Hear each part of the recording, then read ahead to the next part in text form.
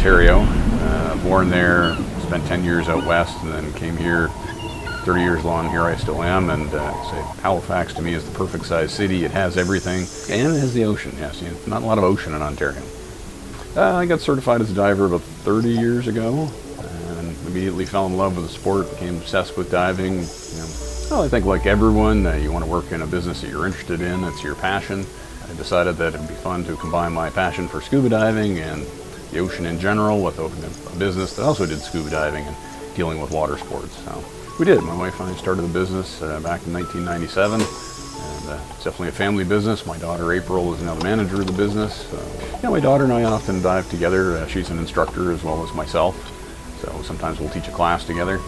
We dive throughout Atlantic Canada, but I would say the vast majority of our diving is done sort of in the HRM area, down as far as Lunenburg, although we do often go down the South Shore, occasionally go up to Cape Breton diving, and there's actually an amazing amount of good diving in Nova Scotia people aren't aware of.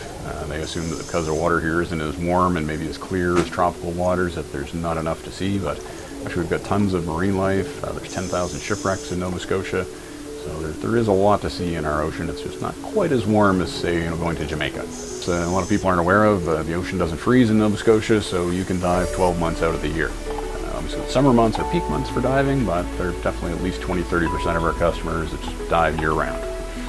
I've been fortunate enough. We were on one expedition where we actually discovered a small wreck that no one had ever been on before. We were a small ship. It was probably 100-120 feet long.